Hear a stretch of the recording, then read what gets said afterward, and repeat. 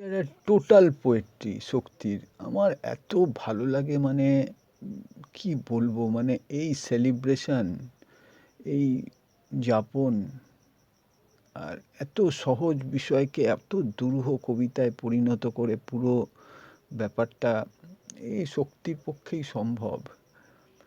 এটা আমরা সকলেই শিরোনামটা ঠিক আছে, শিরোনামটা ঠিক কনভে করছে না।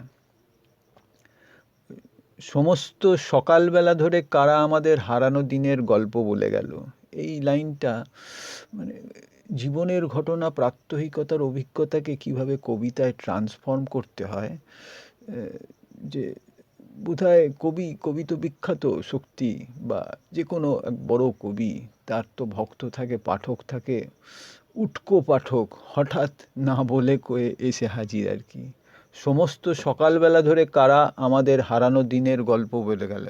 এটা এমন নয় যে কোনো গ্যারান্টি নেই যে দুজন বা একাধিকজন এসছিল, একজনও হতে পারে, তবু ওটা কারা।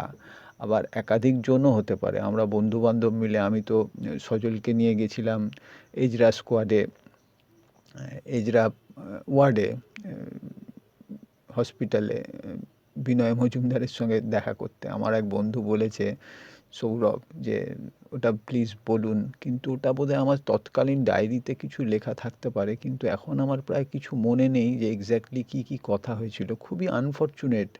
মানুষ একটা বিস্মৃত, আত্মবিস্মৃত প্রাণী, সে ভুলে যায় যত স্মৃতিচারণ করুক, সে কত কি ভুলে যায়। আর মার্সেল প্রুস্টের মতো তপস্বী হলে হয়তো আমরা খুব লস্ট পুরনো দিনের স্মৃতি ইত্যাদি রিকভার করতে পারতাম। সেই সাধনা কোথায় আজকের দিনে আমাদের? সমস্ত সকালবেলা ধরে কারা আমাদের হারানো দিনের গল্প বলে গেল, সমস্ত সকালবেলা ধরে কারা আমাদের উঠতে বললো না। এই তো একটা বিরাট ঘটনা। যখন তুমি একটা বিখ্যাত লোক, যে কেউ, তার বাড়িতে কেউ চলে আসে, সে না বলতে পারে না, মানে অবেলায় চলে আসে, বে টাইমে চলে আসে। এবার হেনরি মিলার যেহেতু যৌনতাকে লিবারেট করেছিল তার লেখায়, লিটারেচারে, ক্যালিফোর্নিয়ায় বোধহয় যখন থাকতো শেষ জীবনের দিকে, তখন সমস্ত যৌন উন্মাদ যারা, হ্যাঁ, মানে যারা ফ্রি সেক্সের হোতা, মানে আমরা সবাই ফ্রি সেক্সে বিশ্বাস করি, কিন্তু অত তো সোচ্চারভাবে বলতে পারি না, তলে তলে ওগুলো প্র্যাকটিস করি বা মানসিকভাবে ওর সমর্থন করি। নিজেদের যদিও খুব সংস্কার আছে এবং খুব রক্ষণশীল, এবং নিজের স্ত্রী ইত্যাদি যদি থাকে, তার বেলায় কিছুতেই সেখানে ঈর্ষা, সেখানে পজেসিভনেস সাংঘাতিকভাবে কাজ করবে। কিন্তু যাই হোক, এবার ওই যে খ্যাপা, যৌন খ্যাপা লোকজন, আমরা সবাই তো উত্তর হেনরি মিলার পিরিয়ডে আমরা সব হচ্ছে পর্ন স্টার। ফলে ওই সব পাগলাগুলো হেনরি মিলারের সঙ্গে দেখা করতে যেত। হেনরি মিলার তো বলতে পারে না যে আমি কিন্তু একটা লিটারেচারের লোক, আমি একটা আরও উন্মুক্ত মার্সেল প্রুস্ট। আমি রিমেম্ব্রান্স অফ থিংস পাস্টটা লিখছি তোমার ইয়েতে, রোজি ক্রুসিফিকশানে। মানে আমার যতটুকু সাধ্য, আমার যেটুকু বিদ্যা, যেটুকু ভিশন, ওই বই যে খুব ভালো হয়েছে তা নয়, কিন্তু এটা অ্যাটেম্পটা খুব ভালো, খুব বড় একটা অ্যাটেম্প্ট নিয়েছে।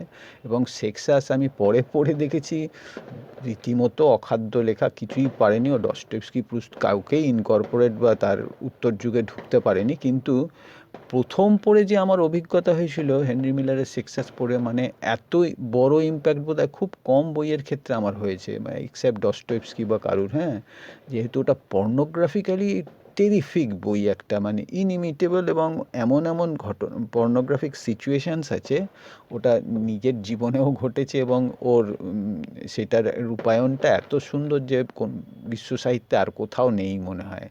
তা ওই বইটা কিন্তু পরে আর পড়া যায়নি। যাই হোক, কোনো কোনো বই যদি একবার পড়ে সেই সেই অভিঘাতটা পাওয়া যায়, যেটা সারা জীবনের জন্য তোমার মনের মধ্যে একটা স্কার থেকে যাবে। মানে ক্ষতই যেখানে, ওই যেটা আমাদের এডমান্ড জেমস বলেছে, যে ক্ষত এমন একটা জিনিস যে ক্ষততে রুট তৈরি হয়, শেকড় ঢোকে, এবং সেখান থেকে ক্ষত থেকে গ্রো করে, মানে থিমটা বা চিন্তাটা বা তোমার অস্তিত্ব, সত্তা, তোমার সারবত্তা। হ্যাঁ, সেইটা হেনরি মিলারের সেক্সাস আমাকে ইন্সপায়ার করেছিল। ওর কাছে লোক ওইভাবে চলে যেত যে আমরা সব সেক্স পাগল, আমরা খুব সেক্স স্বাধীনতায় বিশ্বাস করি, তুমি সেই বাইবেল লিখেছো, সেক্সাস, ট্রপিক অফ ক্যান্সার ইত্যাদি। এই হেনরি মিলার আবার ভুলিয়ে ভালিয়ে তাদের বাড়ি পাঠাতো, মানে তাদের এটা হয়, মানে মানুষটাকে আমরা একভাবে ভাবি আর কি, পাঠক হিসেবে আমরা তাকে কোথাও একটা মিসআন্ডারস্ট্যান্ড করি, বা সেটা পার্ট অফ রিয়ালিটি দ্বৈততার। কারণ হচ্ছে লেখক একটা হয়তো খুব ছাপোষা লোক, মানে একটা জায়গায় ছাপোষা লোক, মানে আমাদের নরেন মিত্তিরের ক্ষেত্রেও সেটা হয়েছে যে ওর কাছে মুগ্ধ পাঠক চলে যেত, তারপর সে নানা রকম কথা বলতো, পুরনো গল্পের প্রসঙ্গ আনতো, আর নরেন মিত্র মনে করতে পারতো না যে কখন ওইটা কী লিখেছিল। তখন পাঠক নিজে ভীষণ অবাক হতো, পাঠক ভাবে যে লেখক যা লিখেছে সমস্ত তার মনে আছে। সে লেখক আসলে ফরগেটিং স্ট্রাকচারে থাকে, সে একটা লেখা লেখে, সেইটা ভুলে গিয়ে আরেকটা লেখা লেখে, সে নতুন লেখা লেখে। সে তো নরেন মিত্র বলছে, তুমি যে গল্পটার কথা বলছো আমার তো কিছু মনে নেই, এখন আমি তো অন্য গল্প লিখছি। এটা পাঠকও খুব হতাশ হয়। যাই হোক, সমস্ত সকালবেলা ধরে কারা আমাদের হারানো দিনের গল্প বলে গেল, সমস্ত সকালবেলা ধরে কারা আমাদের উঠতে বললো না, উঠতে দিচ্ছে না তো, সে বসিয়ে রেখেছে। মানে পাঠক এসে গেছে, উটকো পাঠক, হ্যাঁ, হুট পাঠক আর কি। এটা সমীর রায়চৌধুরী বলেছিল, শক্তি নাকি বলতো এই ভ্রমণটাই, মানে হানা দেওয়ার ব্যাপারটা, সেই জঙ্গলে হানা দিত নানা রকম জায়গায়। তা ও বলতো হঠাৎের বদলে হুট বলে আছে, মানে আরও ছোট, মানে আরও আকস্মিক, হ্যাঁ। আমার এখানে সব যুদ্ধ বিগ্রহ হয় সবসময়, মাঝে বোমা পতন হয়, একদম অনন্য রায়ের কবিতার মতো, মহাকবিতার মতো। অনন্য রায় তো মহাকবিতা লিখেছে, আর তার মধ্যে মাঝে মাঝে বিস্ফোরণের শব্দ হতো। সে ওই অদ্ভুত আবহ, পোস্ট গোদারিয়ান, যেমন গোদারের ছবিতে আছে না, আমি মানে সঞ্জয় মুখোপাধ্যায় একটা অসাধারণ অনুবাদ করেছিলেন, ওটা আমার তো এত ভালো লেগেছিল। ভূমিকাটাও সেই বুদ্ধদেব বসুর বোদলেয়ারের মতো এত চমৎকার, আর এত পোলেমিক্যালি গর্জাস লেখা, সেই লেখা। সেখানে ওই যে ম্যাসকুলা ফেমিনা, ওতে মাঝে মাঝে ওই আবহ বিরতি সঙ্গীতের মতো একটা করে অদ্ভুত শব্দ, সেটা অনন্য রায়ের আলোর অপেরা বা তার আগের কাজেতেও আছে। কি অসাধারণ, একবার বোমার শব্দ, একবার স্যাক্সোফোন বেজে উঠলো, একবার কোলাহল। এটা অরিজিনালি জয়েসিয়ান ব্যাপার, মানে সার্সি 15 নম্বর এপিসোড, যেটা আপনার ইউলিসিসের সবচেয়ে খতরনাক মানে এপিসোড, ওই বেশ্যাপাড়া, বেশ্যাখানায়, ওখানে নানা রকম ওই ইন্টারাপশান আছে বা উদ্ঘাটন আছে বা পট পরিবর্তন আছে, সেই আকস্মিকতা, সেই নাট্য রস আর কি অন্যভাবে প্রয়োগ করেছে, খুব ইন্টারেস্টিং। সেরকম আমি যখনই রাত্রে কিছু পড়বো, এখানে রসনাই একদম ফায়ার ওয়ার্কস আর বিস্ফোরণের শব্দ, একটা নিয়মিত আবহ সঙ্গীত, সকালবেলা পাখির ডাক আর রাত্রে বোমার শব্দ আর কি, ধুমধাম, যেন নকশাল পিরিয়ডে সেই আমাদের ভার্গো সিওসার ওই রিয়েল লাইফ অফ ওই অমুকের মতো। সে যখন তার স্ত্রীর কাছে ইন্টারভিউ, সে লাপাতা হয়ে গেছিলো, একজন বিপ্লবী, সে সমকামীও ছিল, তার বন্ধুর একটা স্মৃতিকথার মতো। অসামান্য বই ওটা, এত ভালো বই। সেই বইটা ওই যখন স্ত্রীর ইন্টারভিউ নিচ্ছে, স্ত্রীর কাছে তার হাজব্যান্ডের গল্পটা শুনছে, যেহেতু সে অন্তর্ধান করেছে, তখন ওরকম বাইরে যুদ্ধ বিগ্রহ হচ্ছে, সেটা নিয়মিত আবহ সঙ্গীতের মতো।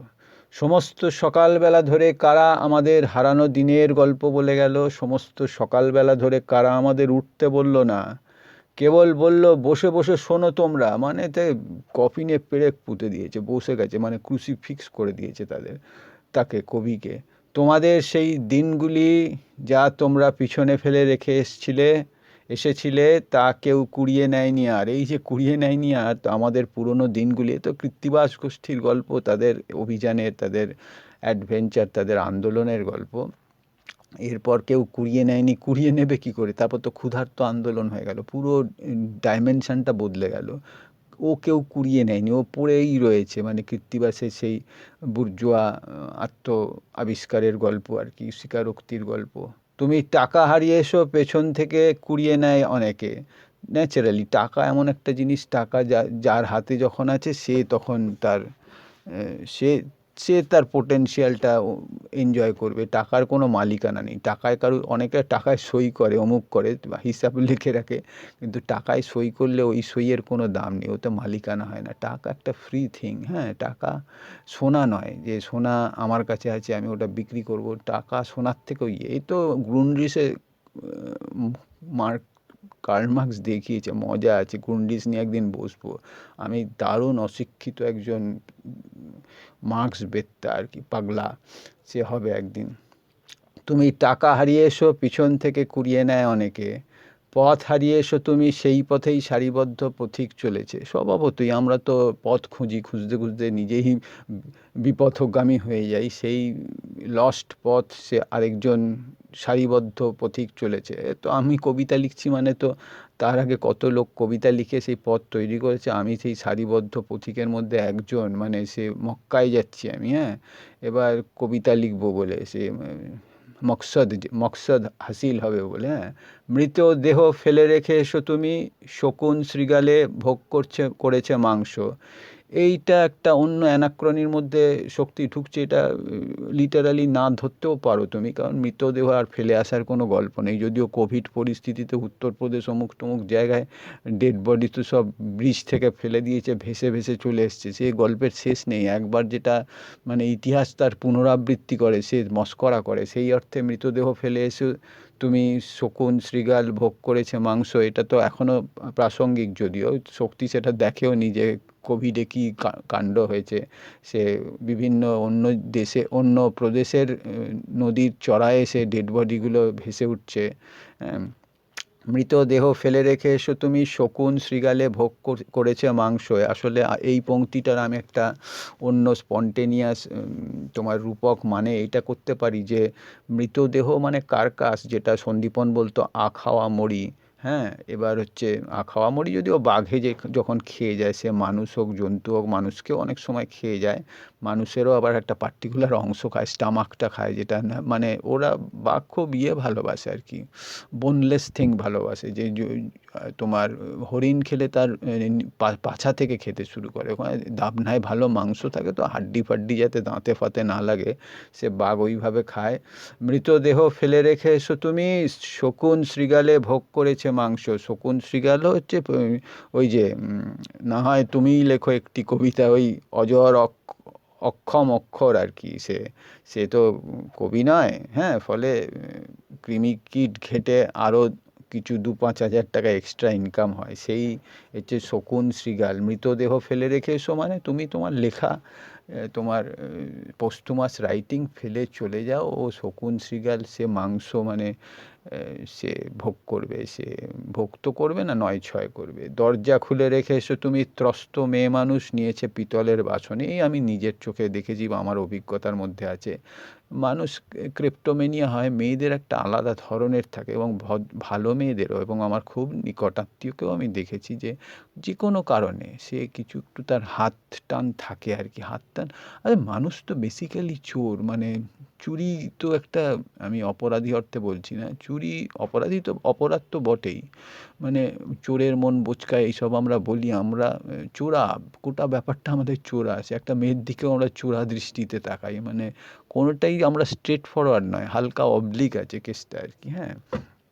বাড়ি ফেলে রেখে এসো তুমি, সমস্ত নৈরেকার সকলই নৈরেকার। এটা অন্য কবিতাতে তো আছেই, যেটা হচ্ছে ওই যে ভয় আমার পিছু নিয়েছেতে, সেখানে তো স্ত্রীকে যদি তুমি অ্যাবান্ডন করে চলে যাও ভ্রাম্যমাণতায় কবিতার খাতিরে, সে তো উদাসীন। আমার বন্ধুর এক ঘটনা জানি, বন্ধুর মা, সে বলতেন, এইসব প্রসঙ্গ কেন বলছি বা আমি জানি না, যে ট্রাঙ্কুলাইজারকে সারাদিন পড়ে থাকতো, ঘুমিয়ে থাকতো, কারণ সে আবিষ্কার করেছিল যে বন্ধুর বাবার কোনো একটা অন্য সম্পর্ক আছে, হ্যাঁ, ইললিসিট লাভ অ্যাফেয়ার টাইপের আর কি। সেটা এত তার অভিমান হয়েছিল। মানুষ হয়তো দেখবে যে দাম্পত্য জীবনে যৌন রেসপন্স খুব বেশি করছে না বা উদ্দীপনা নেই, শরীর হয়তো অত সাড়া দিচ্ছে না, কিন্তু সম্পর্কবোধটা এত ভেতর অবধি চলে যায় যে সে তো, লোকটা মারা গেলে সে বিধবা হবে, সুতরাং ওই বৈধব্য তার অলরেডি অলওয়েজ তাকে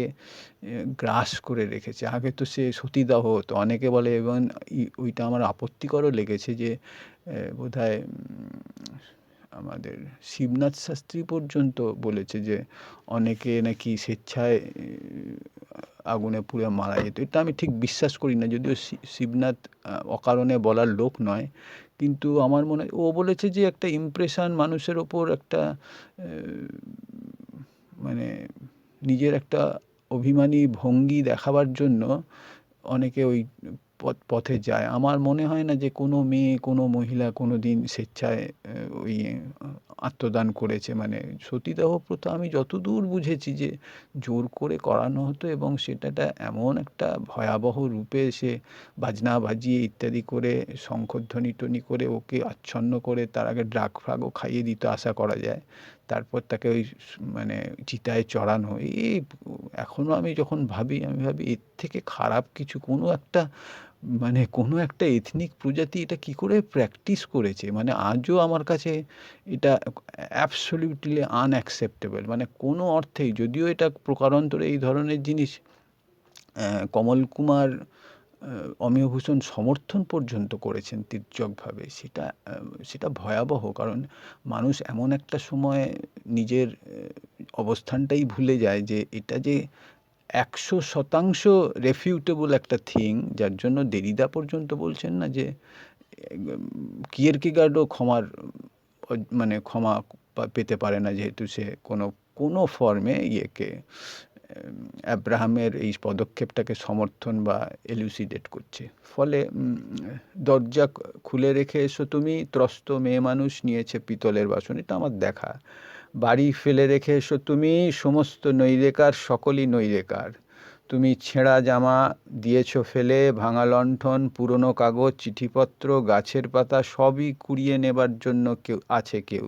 এই সবই কুড়িয়ে নেবার জন্য আছে কেউ মানে কোনো কিছু অব্যবহারযোগ্য নয়। চিঠিপত্র, পুরনো কাগজ মানেও তো ডকুমেন্ট, ওগুলো তো আর্কাইভ। এবং চিঠিপত্র থেকে মূল্যবান কি আছে? মানে সন্দীপনকে শক্তি চট্টোপাধ্যায় যে চিঠি লিখছে, ওই চিঠি মানে দিগন্ত উন্মোচন করে দিতে পারে। যত ইনসিগনিফিক্যান্ট, যত সাধারণ, যত ক্ষণিকের জিনিস হোক, ওই চিঠি। ফলে চিঠিপত্র সবই তো কুড়িয়ে নেবই আমরা। এইটাতে আমরা তো অ্যান্থোলজার, মানে আমরা অ্যান্থোলজি করব, সংকলক আমরা, হ্যাঁ, পাগল সংকলক আমরা।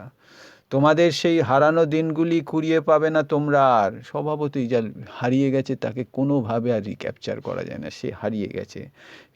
তার কোনো একটা অপচ্ছায়া বা আবছায়া আমরা পুনরুদ্ধার করতে পারি।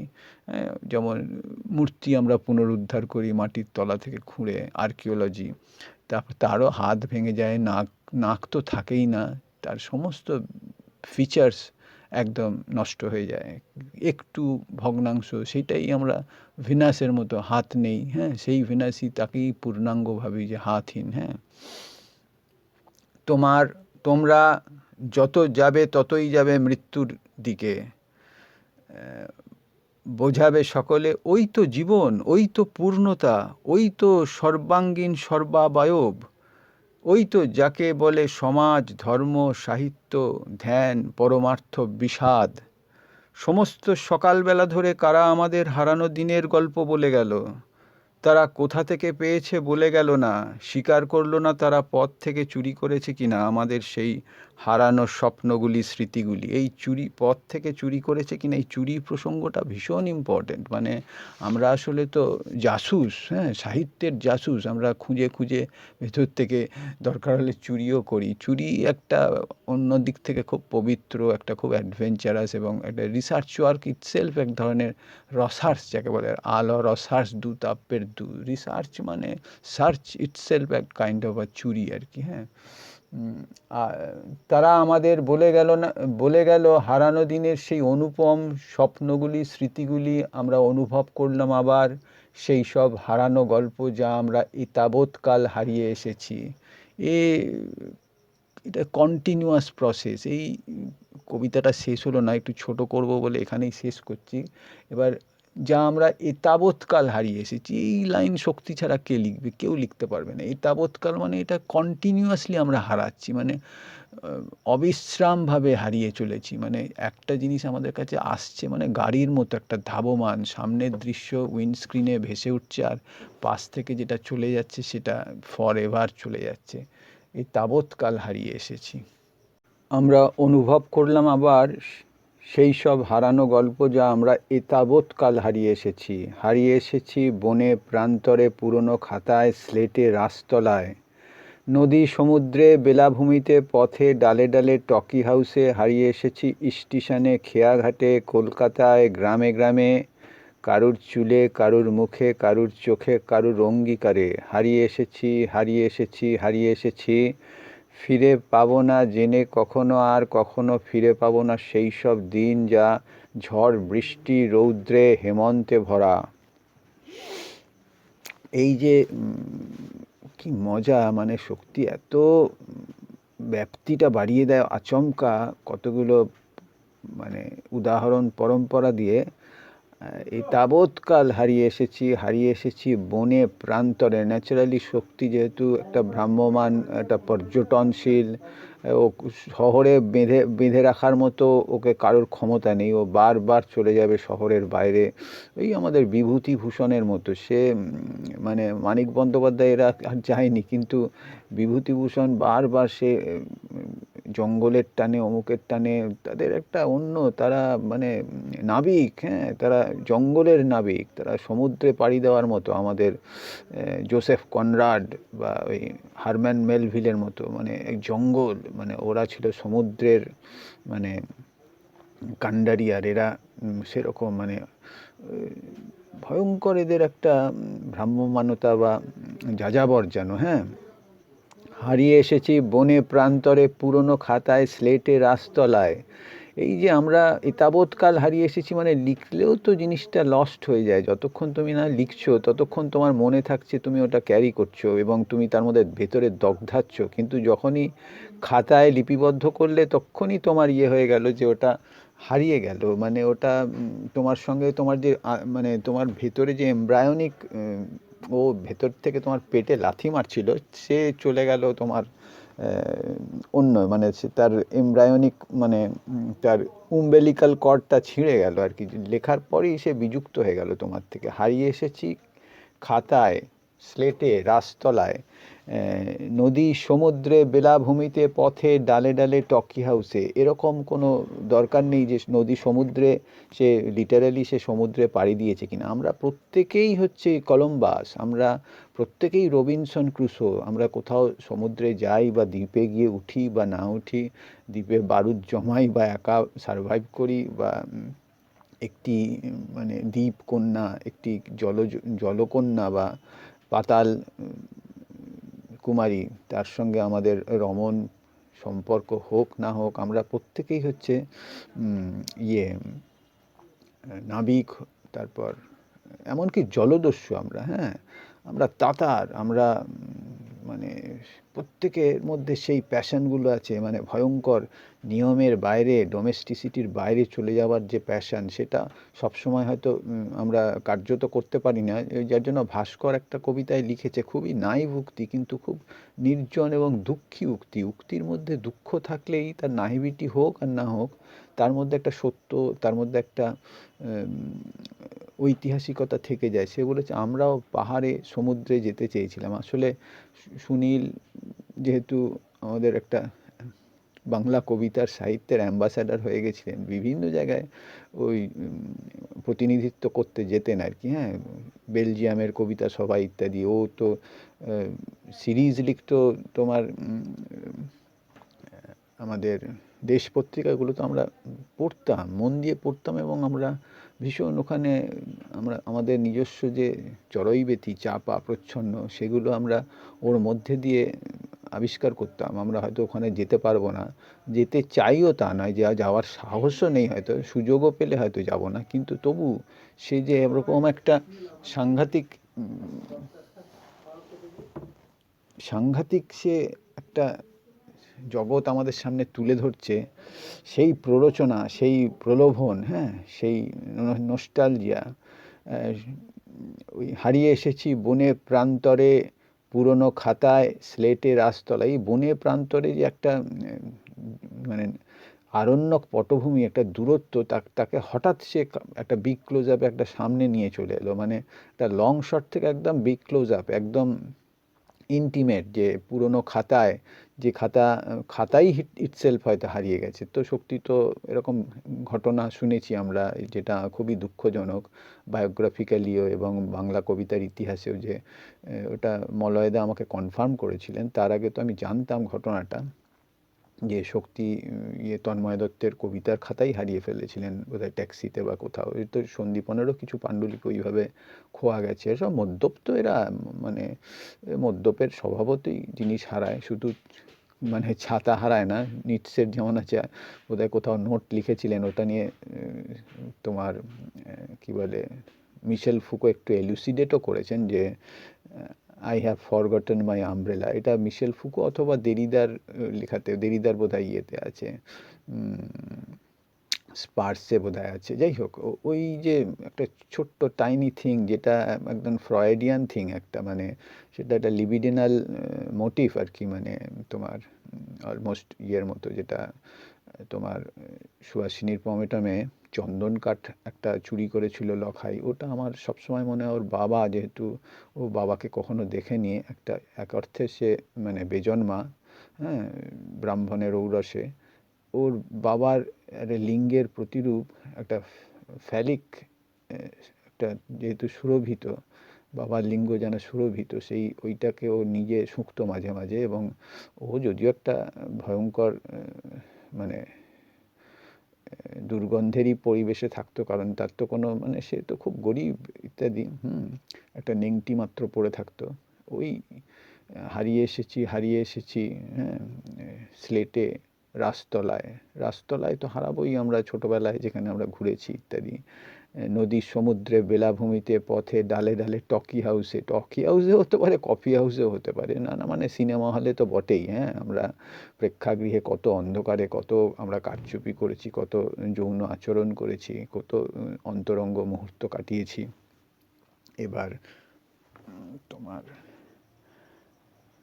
হারিয়ে এসেছি, হারিয়ে এসেছি, হারিয়ে এসেছি, ফিরে পাবো না জেনে কখনো, আর কখনো ফিরে পাবো না সেই সব দিন, যা বৃষ্টি, ঝড় বৃষ্টি, রৌদ্রে, হেমন্তে ভরা। মানে ওখানে ঋতু পরিবর্তনের যে মাদকতা অস্তিত্বের, যে প্রতি ঋতুতে আমাদের সত্তারও একটা যেন পরিবর্তন হয়, সেই সব বাল্যকালের নগ্নতার, কান্নার, পয়সা পাবার দিন ফিরে পাবো না আর। সেই সত্যি ও এমনভাবে স্মৃতি বা অতীতে চলে যায় যে আমরা তখন তো, মা বলতো পয়সা চোষকা, মানে মুখে পয়সা নিয়ে লজেন্সের মতো চষে মানে এক ধরনের লোক। সেটা আমি কোনোদিন সাহস পাইনি, কিন্তু আমাদের আশেপাশে একটু নিম্ন শ্রেণীর লোকজন যারা ছিল তাদের আমি দেখতাম যে 2 পয়সার হয়তো সর্ষের তেল নিতে এসছে পাশের দোকানে, ওখানে আমাদের বাড়ির পাশে একটা দোকান ছিল মুদিখানা, সেখানে ও মুখে সবসময় ওরা পয়সা রাখে। ওই মানে যেমন কারিগর বা ছুতোর কানে বিড়ি গুঁজে রাখে বা কানে পেন্সিল রাখে, ও শরীরের সঙ্গে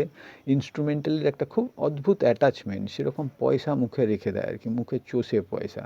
সেটা লজেন্সেরও কাজ করে, লেমন জুসেরও কাজ করে, আবার সেটা একটা পকেট হিসেবেও কাজ করে। কত পকেট মার আছে না, জিভের এই দাঁতের ফাঁকে বা টাগরায় ব্লেড লুকিয়ে রাখে। এবং আগেকার দিনে তো বোধহয় সিক্রেট কোনো নোট বিপ্লবীরা খেয়েও ফেলতো বা কোথাও গলার মধ্যে রেখেও দিত, এমনকি পায়ুদ্ধারেও রেখে দিত আর কি, এরকম শুনেছি।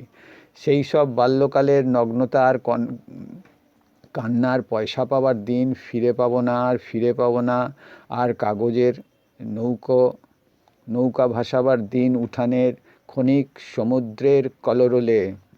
কি দারুণ, মানে উঠোনে একটা সমুদ্র কলরল তৈরি করে দিল। ফিরে পাবো না আর, কাগজের নৌকা ভাসাবার দিন, উঠানের ক্ষণিক সমুদ্রের কলরলের। আমাদের যেরকম আছে না, वो कागज की कश्ती वो बारिश का पानी, ওই সেই গানের মতো, মানে একটা নস্টালজিক। তারপর আমাদের বিনয় লিখেছেন, বিনয় মজুমদার, সে তো বিরাট গাণিতিক, এবং গাণিতিকের যে বিস্মরণ, সে সংকেত, সংখ্যা সমস্ত যে ভুলে যায় একটা সময়, এত বড় বিজ্ঞানী গণিতজ্ঞ, তার যে বিস্মরণ, সে বলছে আমি নৌকা বানাবার, কাগজের নৌকা বানাবার কলাকৌশল বা প্রক্রিয়াও ভুলে গেছি। ওই ভাঁজ করা, ভাঁজাভাঁজি আর কি, হ্যাঁ, আমাদের যেমন দপ্তরিতে যারা কাগজ মানে আমাদের ছাপাখানায় ওই 16 পেজের ফরম্যাট ভাঁজাভাঁজি করে, সেই ভাঁজাভাঁজি, সেই ভাঁজ করলে সেই একটা মুদ্রিত পাতা একটা নৌকো হয়ে যায়, নৌকো হয়ে কত দূর চলে যায়, হ্যাঁ, সেই কি অসাধারণ। ফিরে পাবো না আর, ফিরে পাবো না আর, ফিরে পাবো না আর, মানে কত কতভাবে হারাবো, ক্রমাগত হারাবো সেই সব জ্যোৎস্নার ঝরাপাতার কথকতার দিন ফিরে পাবো না আর। ওই ছোটোবেলায় লোকে চলে যেত, যে যখন সে ছোট মাকে লুকিয়ে বা মাকে বলে বাবা যাতে জানতে না পারে কথকতা শুনতে চলে যেত, সারা রাত ধরে যাত্রা শুনতো। আমরা এরকম শুনেছি। আমাদের আগে আরও 2-3 জেনারেশন আগে একটু যারা পল্লীগ্রামে জীবনযাপন করেছে তাদের তো এই ধরনের অভিজ্ঞতা আরও বেশি আছে। সমস্ত সকালবেলা ধরে কারা আমাদের সেই সব হারানো দিনগুলির কথা বলে গেল সকালবেলা, তাই আমাদের কোনো কাজ হয়নি করা। আমরা অনন্তকাল এমনি চুপচাপ হারানো দিনের গল্প শুনছিলাম পুলিশের মতো। এখানে একটা অন্য জায়গায় ঢুকে গেল। ও তো পুলিশ তোর বন্ধু ছিল, কমিশনার। হ্যাঁ, সকাল মানে কাজই করা হয়নি, উঠতে দেয়নি তো। আর এই বলতেও পারছি না যে তুমি আমার কাজের ছন্দপতন করে দিয়েছো এসে, উপদ্রব তুমি একটি। কিন্তু সে তো ফ্যান, সে তো পাঠক, সে তো পাঠকের একটা বিরাট দাবি আছে লেখকের কাছে, ব্যক্তি পাঠকের, ব্যক্তি লেখকের কাছে দাবি আছে। এটা দেরিদাও একটা সময় পরে স্বীকার করেছেন যে ওই ওটা ওই কাজটা করব। খুব ইন্টারেস্টিং যে আমি রলাবার্থকে এই কথাগুলো পার্সোনালি উৎসর্গ করতে চাই, বলতে চাই, শুধু তার লেখাকে নয়। মানে there is nothing outside the text, যেটা দেরিদা বলতেন, সেটাকে একটা জায়গায় নিজে কন্ট্রাডিক্ট করছেন। একটা জিনিস একজন প্রতিষ্ঠা করে সেটাই সে ধূলিসাৎ করে দেয়, সেটাই তার কাজ আসলে। সে কোথাও থেমে থাকে না, নিজেরও তৈরি করা ইমারত আর্কিটেকটনিক পুরো ধ্বংস করে দেয়। এটাই ডিকনস্ট্রাকটিভ আচরণের মূল তত্ত্ব আর কি। আমরা অনন্তকাল এমনি চুপচাপ হারানো দিনের গল্প শুনছিলাম। অনন্তকাল কথাটা এমনভাবেও প্রয়োগ করলো, আসলে যেগুলো আমরা লিখছিলাম সেগুলোও শুনছিলাম। মানে অন্য লোক এসে বলে গেলে আরও সুন্দর, সে আমার কথাগুলো শুনেছিল এবং সে মুখস্থ করেছে বা সে আত্মীকরণ করেছে, সে এখন আমার কাছে উগ্রতে এসছে, মানে আমারই কথা আমার কাছেই বলতে এসছে। এটা শুনতেও ভালো লাগে যে হ্যাঁ বোধহয় আমি এরকম বলেছিলাম। কমল ভট্টাচার্যকে এরকম কিছু কিছু অভিযোগ করা হয়েছিল যে আপনি তো এরকম বলেছিলেন, তাহলে আপনি আজকে এই কথাটা বলছেন কেন, এ তো কন্ট্রাডিকশান হয়ে যাচ্ছে। তখন শুনে বলছেন যে হ্যাঁ তোমার কথা শুনে মনে হচ্ছে আমি এরকমও বলেছিলাম কখনো। সুতরাং মানুষের কোনো দায় নেই যে সে নিজেকে কন্ট্রাডিক্ট করবে না, সে নিজেকে কন্ট্রাডিক্ট করতে করতেই এগোবে, কারণ সে যেটা বলবে সেই স্টেটমেন্টের বিয়ন্ড সে চলে যাবে। আমরা অনন্তকাল এমনই চুপচাপ হারানো দিনের গল্প শুনছিলাম পুলিশের মতো। পুলিশ তো ওয়েট করে, পুলিশ খুব নিশ্চুপ, খুব উদাসীন। সে তার কাছে এসে লোকে বলে, অভিযোগ জানায়, মানে পুলিশ হচ্ছে মন্ত্রীর মতো, আমলার মতো। সে শুনে শুনে অভ্যস্ত। এই ডস্টয়েভস্কির নোটস ফ্রম আন্ডারগ্রাউন্ডে আছে, সেটা অন্যভাবে ও বলেছে, কিন্তু আসলে সেটা সত্যি কথা নয়, কিন্তু অন্যভাবে একটা মজার ব্যাপার আছে। ও বলেছে আই ওয়াজ আ স্পাইটফুল অফিসিয়াল। মানে সে কেরানি, কিন্তু তার কাছে লোকে আসতো পিটিশন জমা দিত। সে কিন্তু তাদের প্রতি খারাপ ব্যবহার করতে, এটা বারবার বলছি। এটা আমি ওই ওই লেখাটায় পড়ার সময় আরেকবার যখন ওই চ্যাপ্টারটা পড়বো এলুসিডেট করব। আসলে সে সত্যি স্পাইটফুল নয়, কিন্তু প্রত্যেকটা মানুষ তার নিজস্ব সময়ে বিরাজ করে, এমনকি যে সময়টা তার অন্যজনের জন্য দেওয়া আর কি, যে যেখানে সে পয়সা পাবে সেখানের জন্য, যে তার প্রাইভেট টাইমের বিয়ন্ড যেটা সে প্রফেশনাল টাইম, সেটা তো সে প্রাইভেট মানে ব্যক্তিগতভাবে উপভোগ করতে পারে না। সেখানে সে তাকে পরিষেবা দেওয়ার জন্য বসে আছে। সে সে ডাক্তার হোক, সুইপার হোক, যেই হোক, কেরানি হোক, এবার তার কাছে লোক আসবে, তাকে পরিষেবা দিতে হবে। কিন্তু সেই সময়েও সে তা এমন একটা পার্সোনাল স্পেসে সে থাকে, অন্যমনস্কতার, উদাসীনতার, সেখানে তার কাছে যখন পরিষেবা নিতে আসে, সে ওই দুটো সময়কে সে মেলাতে পারে না, একটা কন্ট্রাডিকশানের মধ্যে পড়ে। তখন সে বিরক্ত হয়, সেভাবে যে এইটা আমি ভাবছিলাম, আমার শালিকে নিয়ে ভাবছিলাম, এই মালটা এসে আমাকে ডিস্টার্ব করছে, তখন সে বিরক্ত আচরণ করে। সে ওই 8 ঘন্টাও সে দাসত্ব আসলে করতে পারে না। মানুষ আসলে একদম ফ্রি, তাকে কখনো কোনো দায় দিয়ে কাজে আবদ্ধ করা। সে যদিও ওথ নিয়েছে যে আমি এই টাকাটা নেবো, এর বিনিময়ে এই সময়টা দেব, সেই সময়টুকু তার দিতে আসলে কষ্ট হয়। এটা শ্যামল গাঙ্গুলির সঙ্গেও কথা বলতে গিয়ে দেখেছি। ওই সন্ধ্যে 5-5:30টায় ওই কাগজের অফিসে আসতেন, তারপর বোধহয় 7:30টায় চলে যেতেন। ওইটুকু সময় দিতে তার এত কষ্ট হতো, সে আমাকে দুঃখ করে বলতেন। আর এরা খুব তো নটঙ্কি মানে এটা সন্দীপনকেও দেখেছি যখন যেতাম অর্ধেক সময় সে তার চেয়ারে থাকতো না, মানে সে অফিস বাঙ্ক করে চলে যেত। কতবার দেখেছি যে চেয়ার রয়েছে, চেয়ারের পাশে ওর ওই একটা কর্ডুরয় জ্যাকেট অথবা একটা ছোট্ট একটা একটা ব্যাগ ছিল, কাঁধে ঝোলা ব্যাগ। ও খুব জরাজীর্ণ পোশাক পরতো। এটাই যে খুব আর্টিস্টিক সন্দীপনদা ওই জায়গাটায়, যে কোনো রকম ফ্যাশনেবিলিটি বা চুলেও সে কলপ করেনি। আমি যে সময় যেতাম সেই সময় চুলটা শিফট করছে আর কি, কালো থেকে সাদা একটা পাঁচমেশালি ব্যাপার হয়েছে। ওই সময়টা খুব খারাপ লাগে, পুরো সাদা হয়ে গেল একরকম, আর মোটামুটি কালো থাকলে কিন্তু ওই মাঝামাঝি অবস্থাটা, ওই সময়ও সে কলপ করেনি, বা অনেকগুলো দাঁতও ছিল না, ফোকলাই প্রায়, হ্যাঁ, কিন্তু সে ডেঞ্চারও মানে দাঁতও লাগায়নি। সে একটা অদ্ভুত মানে স্বাধীন মানুষ এবং বিরোধী তো সন্দীপনদা। পরে একটু প্রতিষ্ঠানের দিকে তার ঝোঁক ছিল, এই দুর্বলতাটা ওর বরাবরই ছিল। আমরা অনন্তকাল অমনি চুপচাপ হারানো দিনের গল্প শুনছিলাম পুলিশের মতো। মানে আমার কাছে তো, আমি তো জাসুস লাগানো আছে, আমি তো সব জানি, তুই তারপর এসে বলছিস, শুনছি, তুই আর কত ইনফরমেশান জানিস, এইটাই আর কি পুলিশের মতন। হ্যাঁ, মানে যেখানে কবি, মানে পুলিশকে আমরা কি বলে, পুলিশ একদম অপরাধীদের থেকেও সাংঘাতিক, পুলিশের কোনো জায়গা নেই সাহিত্যে, সেইখানে ও মানে শক্তি, শক্তি তো অবাধ, সবার সঙ্গে তার একটা যাতায়াত, একটা মুক্ত সম্পর্ক, মানে পুলিশও ওর বন্ধু। আমরা শুনেছি না, পুলিশ ও রবীন্দ্রসঙ্গীত গায়। আমি পুলিশ প্রফেশনটাকে ছোট করছি না, কিন্তু বিশেষত নকশাল আন্দোলনের পর পুলিশের যে ইমেজ হয়েছে আমাদের এখানে, আমরা পুলিশকে একটা মানে এমনি হিন্দি সিনেমাতেও, মেন স্ট্রিম হিন্দি সিনেমাতেও তুমি দেখবে পুলিশ হচ্ছে ভিলেন, হ্যাঁ, আরেক ধরনের ভিলেন, অথবা তাকে অতি নায়কোচিত রূপেও দেখানো যায়, যেখানে পুলিশ কম্প্রোমাইজ করছে না ইত্যাদি, অথবা পুলিশ ব্যক্তি পুলিশ ওখানে রিভোল্ট করছে কিন্তু সিস্টেম তার বিরুদ্ধে চলে যাচ্ছে। এগুলো একদম বাজে সিনেমা। যদিও আমরা আমাদের কর্তব্য স্থির করছিলাম পুলিশের মতো, মানে ওই যে লোকটা এসছে খবর টবর দিচ্ছে আমাদের অতীত সম্পর্কে, অতীত যেন একটা মানে অকুস্থল, যেখানে মার্ডার হয়েছে, মার্ডার মানে লস্ট একটা থিং, মানে অতীত হচ্ছে ডেড বডি পড়ে আছে, ওখানে আমরা পুলিশের মতো অপেক্ষা করছিলাম।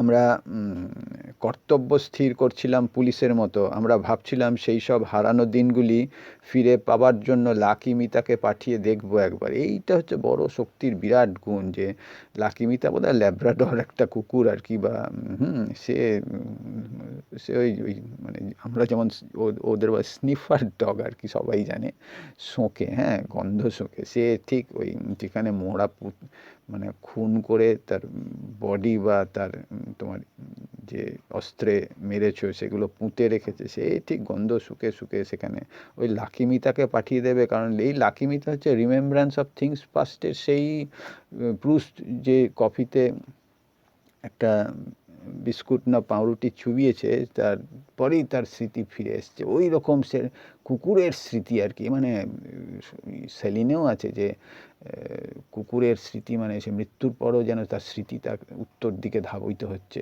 অসাধারণ, ক্যাসেল টু ক্যাসেল ওই জায়গাটা প্রদীপ চৌধুরী অনুবাদ করেছিলেন, আর আমার কাছে ইংরেজিটা আছে, ফরাসিটাও আছে, ফরাসি তো বুঝতে পারি না, ওই জায়গাটা একদিন পড়বো। কি অসাধারণ প্রদীপদার অনুবাদের জায়গাটা যদি পেয়ে যাই কোথাও, আমার কাছে নথিপত্রের মধ্যে থাকা সম্ভব, নয়তো ইংরেজি থেকেই করব। এত সেন্সিটিভ সেলিন ওই জায়গাটা। আমরা বসে বসে এলোমেলো উত্তাল সম্ভাবনার স্বপ্নে এমনি করে ব্যস্ত রাখছিলাম আমাদের। আমরা এমনি করে সময়ের একের পর এক চড়াই উতরাই হচ্ছিলাম পার। এমন সময় তারা বলল, গাড়ি এসে গেছে, উঠে পড়ো, উঠে পড়ো, এখানে থাকলে বাঘে খাবে তোমাদের। আমরা তখনই লাফিয়ে লাফিয়ে, অনেকে হামাগুড়ি দিয়ে হেঁটে ভবিষ্যৎ গাড়ির দিকে চলে গেলাম।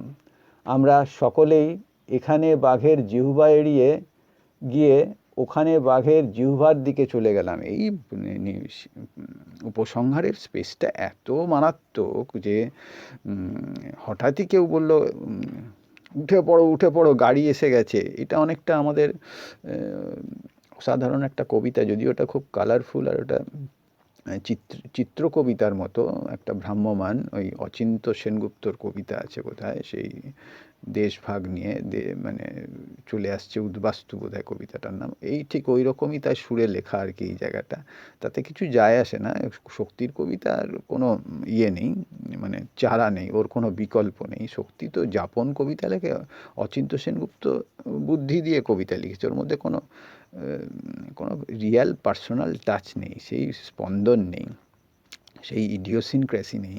এমন সময় তারা বলল, গাড়ি এসে গেছে, উঠে পড়ো উঠে পড়ো, এখানে থাকলে বাঘে খাবে তোমাদের। অনেককেই বাঘে খেয়েছে তো, হয়তো শৈলেশ্বরকে বাঘে খেতে পারেনি, বাসুদেবকে বাঘে খেয়ে নিয়েছে, তারপর প্রদীপ চৌধুরীকে বাঘে খেয়ে নিয়েছে। আমি বাঘে যাকে খেয়েছে তাকে আমি খাটো করছি না, কিন্তু আসলে প্রতিষ্ঠান যেমন মানুষকে নষ্ট করে, প্রতিষ্ঠানের বাইরে নিজেকে তৈরি রাখা, নিজেকে সক্ষম এবং চালু রাখা, এটা প্রায় অসম্ভব আমাদের দেশে, যেখানে বই বিক্রি হয় না এবং বই অনুদিত হয় না। এটা আমরা স্প্যানিশ লেখক হলে, ফরাসি লেখক হলে আমরা ইন্ডিপেন্ডেন্টলি সারভাইভ করে যেতাম। ফলে আমাদের এত ভয়ে ভয়ে লিখতে হয়, মানে লিখে কিছু হয় না, মানে একমাত্র প্রতিষ্ঠান যদি আনুকূল্য করে তবে যদি তুমি খেয়ে পড়ে বাঁচতে পারো, মানে একাও বাঁচা যায় না। মানে ওইভাবে লেখক হওয়ার কোনো জায়গা নেই। এবং লিটল ম্যাগাজিনেও এত করাপশান, এত ক্ষমতার বিন্যাস যে ওখানে তুমি কোনো সুযোগও পাবে না যতক্ষণ না তুমি দল পাকাচ্ছ আর কি। ফলে এমন সময় তারা বলল, গাড়ি এসে গেছে, উঠে পড়ো উঠে পড়ো, এখানে থাকলে বাঘে খাবে তোমাদের। বাঘে খাওয়াটা তো বাঙালির জীবনের একটা বড় অনুষঙ্গ। বাঘ একটা, মানে আমাদের বাঘের ওই বনদেবী, বাঘের পুজোও হয়, এবং বাঘে কত মধু শিকারীকে খেয়েছে, ওই আতঙ্ক তো আমাদের প্যারানয়েড, আমাদের অবচেতনে সবাইকে আমাদের বাঘে খেয়ে যায়। আমরা মানে ওই বলে না যে আগে গেলে বাঘে খায়, মানে বাঘ আমাদের এমন একটা অনুষঙ্গ যে ছোটোকে যেমন বলে না, আয় চাঁদ, চাঁদের কপালে চাঁদ টি দিয়ে যা, ওই রকম বাঘ, মানে জোছনায় বাঘ পেতেছে ওত, এরকমও লাইন আছে। হ্যাঁ, ওই রকম মানে বাঘে খাবে তোমাদের, এটা যে কি সাংঘাতিক একটা এথনিক ভায়োলেন্ট স্টেটমেন্ট, সে ভাবা যায় না। আমরা তখনই লাফিয়ে লাফিয়ে অনেকে হামাগুড়ি দিয়ে হেঁটে ভবিষ্যৎ গাড়ির দিকে চলে গেলাম। এই জীবনানন্দের ডাইমেনশানে চলে যাচ্ছে, এত বড় দ্রষ্টা শক্তি।